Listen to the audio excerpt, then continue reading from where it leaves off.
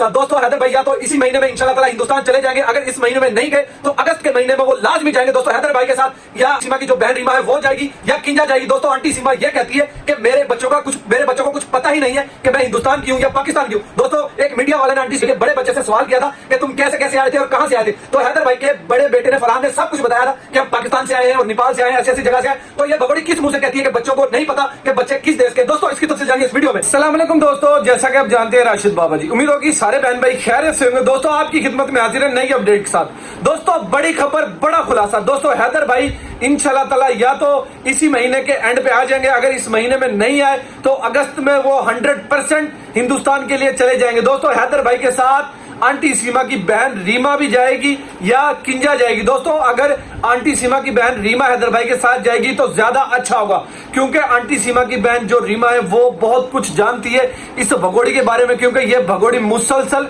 झूठ बोलती आ रही है। दोस्तों आंटी सीमा ने एपी सिंह से कहा कि मुझे यहाँ की नागरिकता दिला दो, तो आंटी सीमा से एपी सिंह ने कहा कि तुम्हें पता है कि इतना आसान नहीं है हिंदुस्तान में नागरिकता दिलाना। आंटी सीमा के बच्चे इसीलिए अभी तक स्कूल नहीं जा सके। आंटी सीमा फिर किस मुंह से कहती है, वो लप्पू भड़वा किस मुंह से कहता है कि इन बच्चों का मुस्तकबिल हिंदुस्तान में है। अभी तक उन बच्चों को ये स्कूल के अंदर एडमिशन तो दिलवा नहीं सकते, तो ये क्या बच्चों का मुस्तकबिल वहां पे बनाएंगे? ये भगोड़ी क्या वहां पे भारत में बच्चों का मुस्तकबिल बनाएगी?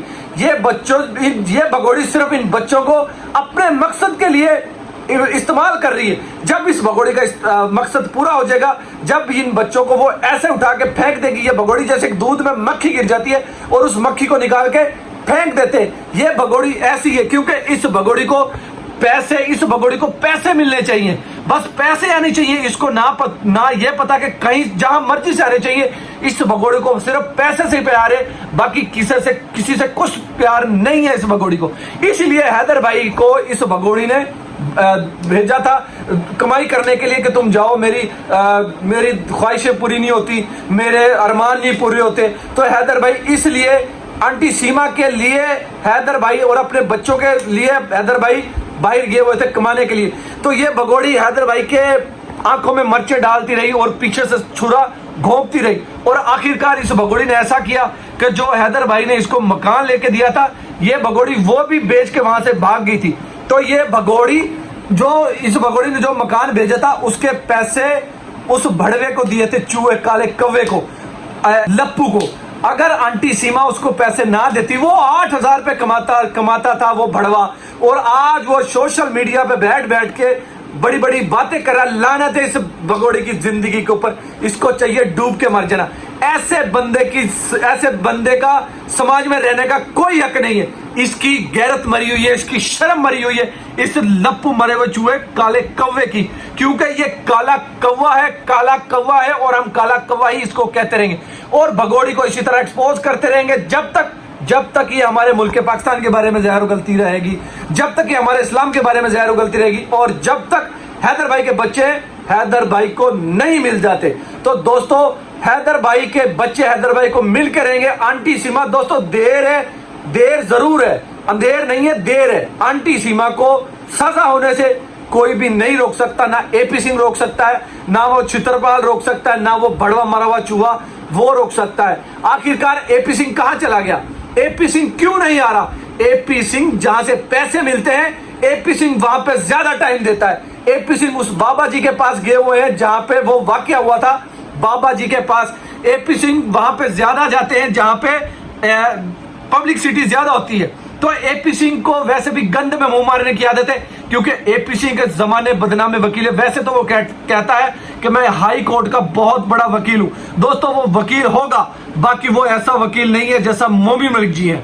मोमी मलिक जी कोई भी काम करते हैं कानूनी दायरे में रह के फिर करते हैं, वो एपी सिंह की तरह नहीं है। मोमी मलिक जी ग्रेट है, और एक मोमी मलिक जी बगैर किसी फायदे के, बगैर किसी मुनाफे के हैदर भाई के इंसानियत के तौर पे केस लड़ रहे हैं। और हमें इस चीज का मोहम्मद मलिक जी को बहुत शुक्रिया अदा करते हैं कि वो बगैर किसी फायदे के हैदर भाई का केस लड़ रहे हैं। और हैदर भाई भी मोमी मलिक जी की तरफ से बहुत खुश है, और हैदर भाई बड़ा परेशान है इस टाइम तो अपने बच्चों की वजह से। जब से हैदर भाई को पता लगा है कि वो लप्पू, वो भड़वा, वो नफ्सियाती मरीज है, तो उसको डर है कहीं मेरे बच्चों को कोई जानी नुकसान ना पहुंचा दे, मेरे बच्चों के साथ कोई और गलत ऐसा काम ना हो जाए कि मेरे बच्चे मुझ तक बहुत मुश्किल पहुंचे। तो दोस्तों हम यही दरखास्त करेंगे मोदी सरकार से कि हैदर भाई के जो बच्चे हैं वहां से निकाल के उनको किसी और कस्टडी में पहुंचा दिया जाए, जहां पे उन बच्चों की हिफाजत हो, क्योंकि उन बच्चों की जानी उन बच्चों को वहां पे नुकसान है। उस लप्पू के घर, उन नफ्सियाती मरीज के घर, वो नफ्सियाती मरीज नशे की हालत में जब वो नशा करते हैं, उस लप्पू, उस भड़वे को नहीं पता लगता कि मैं क्या बोल रहा हूं, मैं कौन सा काम कर रहा हूं, कौन सा नहीं कर रहा। आप तमाम दोस्तों ने कल की लाइव में देखा भी होगा कि इन लोगों ने, आंटी सीमा ने 16 लाख सब्सक्राइब हुए थे आंटी सीमा के, तो आंटी सीमा ने केक भी काटा था। जब आंटी सीमा की कोई पेशी होती है, जब आंटी सीमा के ऊपर कोई कानून का शिकंजा सख्त हो जाता है, तो आंटी सीमा अपने घर में कोई ना कोई ऐसा फंक्शन रख लेती है कि आंटी सीमा को खुद समझ नहीं आता। आंटी सीमा का दिमाग इस टाइम बुखलाया हुआ है, आंटी सीमा इस टाइम पागल हुई है। आंटी सीमा को तो खुद नहीं पता होता कि मैं क्या कर रही हूँ, क्या नहीं कर रही हूँ। एक तो वो नशे की धुत हालत में होते हैं, और दूसरी तरफ मोमिन मलिक जी ने पंजा डाला हुआ है, और तीसरी तरफ कानून के शिकंजे में वो ऐसे फंसे हुए हैं कि उनको वहां से निकलना नामुमकिन है। दोस्तों देर है अंधेर नहीं है, क्योंकि देर से जरूर होगा ये काम। आंटी सीमा का यूट्यूब का जो चैनल है वो भी इंशाल्लाह ताला जरूर बंद होगा, और आंटी सीमा को जेल भी जरूर होगी। आंटी सीमा को कोई भी नहीं रोक सकता सजा होने से। आंटी सीमा इस टाइम बहुत ज्यादा परेशान है, क्योंकि एपी सिंह भी नहीं है और आंटी सीमा अकेली है। आंटी सीमा दिमाग से बहुत ज्यादा पागल हो चुकी है। आंटी सीमा इसलिए अब लाइव बैठती है तो पुट्ठी सीधी बातें करती है। आंटी सीमा को खुद समझ नहीं आता कि मैं क्या कह रही हूँ, क्या बोल रही हूँ। आंटी सीमा का जो घर में कालीन बेडशीट बिछाई हुई थी, तो आंटी सीमा ये कह रही थी कि मेरे बेडशीट की जो चादर थी वो लिपट चुकी है।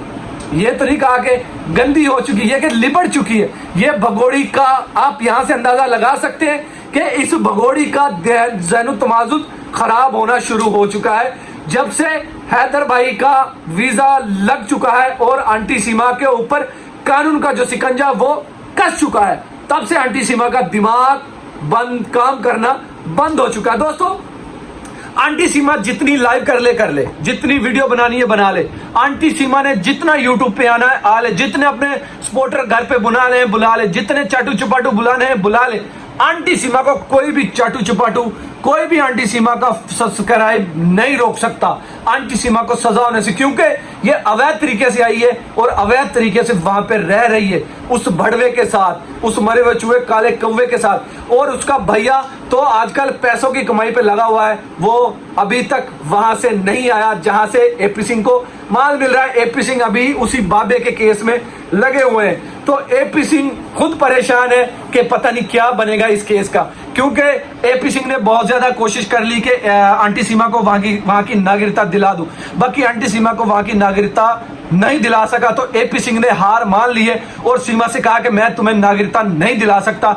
फिलहाल मैं बड़ा परेशान हूं। एक तरफ से तो मोमिन मलिक जी ने उनको डंडा दिया हुआ है, और दूसरी तरफ से वो बाबा जी का जो केस था उसके अंदर एपी सिंह फंस चुका है, क्योंकि एपी सिंह, हमने पिछली भी वीडियो में जिक्र किया था कि एपी सिंह रात को 2 बजे गया था और पुलिस वालों ने और मीडिया वालों ने एपी सिंह को दबोच लिया कि एपी सिंह से पूछा कि आप रात 2 बजे यहाँ पे क्या कर रहे, तो आगे से एपी सिंह हंस के कहने लगा मुझे तो मीडिया वालों ने बुलाया। तो आगे से मीडिया वालों ने कहा हमने आपको कब बुलाया, तुम ऐसे कोई पावर वाले वकील नहीं हो एपी सिंह जो तुम्हारा वो फोन करके बुलाते कि आज यहाँ पे ये मसला बन रहा है। एपी सिंह तुम एक जमाने बदनामे वकील हो और जमाने बदनामे वकील रहोगे, क्योंकि तुम्हें इसी तरह हम एक्सपोज करते रहेंगे। तुम हमारे मुल्क पाकिस्तान के बारे में ज़ाहिर गलते हो, हमारे इस्लाम के बारे में ज़ाहिर गलते हो। तुम्हारी कोई औकात नहीं है, उस भड़वे की भी कोई औकात नहीं है, उस मरे हुए चूहे काले बंदर की, वो जो घर में मुजरा करवाता है अपनी बीवी से और अपनी भाभी से, और उनकी कमाई पे बैठ के ये बड़ी बड़ी बातें कर रहा है, अपने घर को चला रहा है। लानत इस भड़वे की जिंदगी के ऊपर,